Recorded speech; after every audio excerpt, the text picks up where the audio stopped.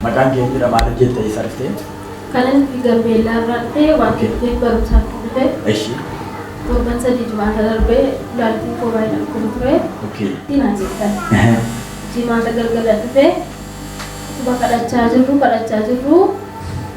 Inni sagantaa marra taa'ee isin kaatanii isin kadhachaa jirtanii obboleettiin sun kottuu naan jettan. Kaleen kee gosa dhukkubaa? Kaleen dhufe waa'ee kootii kan kaleen koo baay'inaan dhukkubaa jira. Maal fidee kaleen kee? Inni mana dhukkuba kun Mariyaatti ilaalan deettaa? dhaqeen jalqabe nan dhiisee amma. Maaliif isin jedhan? Takka infekshinii anaan jedhu ture malka dhiisee waggaa lama dura naqee nan dhiisee amma lama. Amma nama gosa dhukkubaa? Darbee nan dhukkuba yeroo amma mana barumsaa sababa dhufeen ta'a sababa nuuduu fi Eshi. sababa kanaan natti deebi'ee mana dhiisee ture. Eshi. Mana qorichaa na godhee dhiisee. Eshi. Ani gaa saafii kadhachiisaa fachuu dhufee tokko marumaa koo keessa waan dhukkubutu jira saafii kadhachiifachuu dhufee. Shumaanii goleettiin sun qottonnaan na dhufee waaqayyo gidduu sii galeera jedhaa naan jettan. Akkana dhufee waa'ee kooti shumaan dingataa naan jettan. Ani musliimiin jedhe abbeen keenyu naan dingataadhaan jedhe. Eshi. Maqaan keenyu obsee naan jettan. Maqaa kootiin jedhe. Mana keessanitti rakkina guddaa tokkotu ta'aa ture. Waaqayyo garuu amma gidduu sii galeera siin jedhaa naan jettan. Ameen jedhe. Immoo baay'ee sodaadha mana keenya keessaa namni baay'een sababa du'ee fi waggaa lama biyyaan deeme.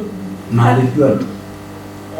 Yeroo sana abbaan koos dhukkubsatee du'ee warri kaan budaadha jedhu inni kaan kudhan baratee walitti sabaatti du'ee yeroo sanas Gambeellaan baradhaa du'aa isaatti hin galee karaan deemu immoo sababa hin qabne baay'ee yaadda gaafa namatti du'e jedhanu garatti gidiraatti nan gashiin jedha.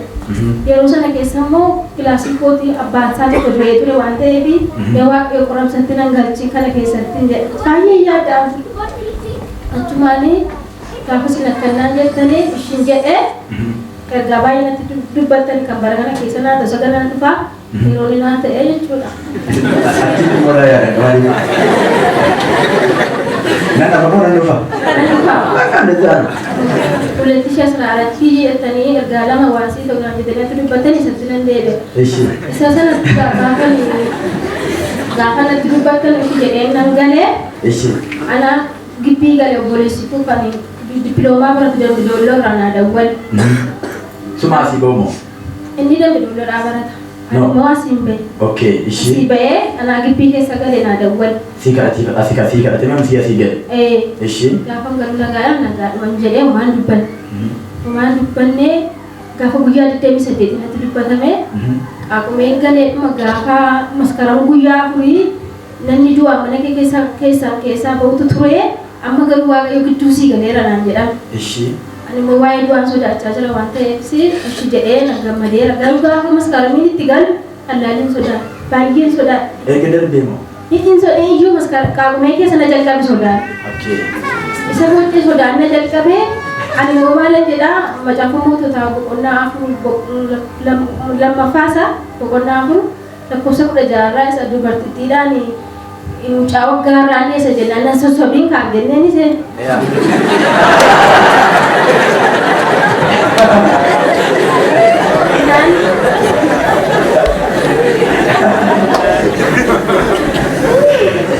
Nan sossobiin kaan jennaani keessi koo baay'ee na godhama waaqayyoo dubartittiidhaan inni waggaa dhufu yoo akkasii ilma dhiiraa deessee dhuftaa jennaan waggaa sanatti mucaa argate waaqayyo nan sossobuun jedhe seexanaan jechuudha. Shoga geettiin.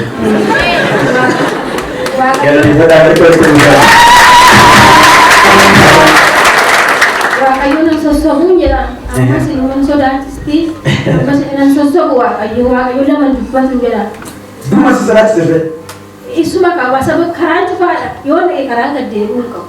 Maal namatti du'een maal dhageettan? Sababa kanaan dura du'atti dhaqee fi ammummaatti na qaqqabaan. Isa yoo karaan yoo dhaqe karaan gad deebi'uu hin qabu. Isa yoo kanaan irraan jira. Jaalala duwwaan baradha waan ta'eef.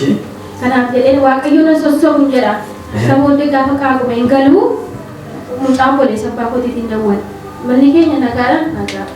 Cheerchii deemaa jiru eeyyee. Garuu taarikuun xinnoo dhukkubaa na qabe. Inni immoo maal keeti? Isa dippiloomaa baratu sana. Ishi. Inni immoo gaafa 28 qabame. Asitti gaafa 28 natti dubbatame gaafa 28 barumsa fixee dhukkubuu jalqabe. Ishi. Dhukkubisaa waan isaan beekaman dhukkubaadha. Achumaanii waaqayyo illee gidduu galeera jedha mana keenya irratti Zimela makarada baka kumeni ulina jere. Na wasa seteni. Ishi.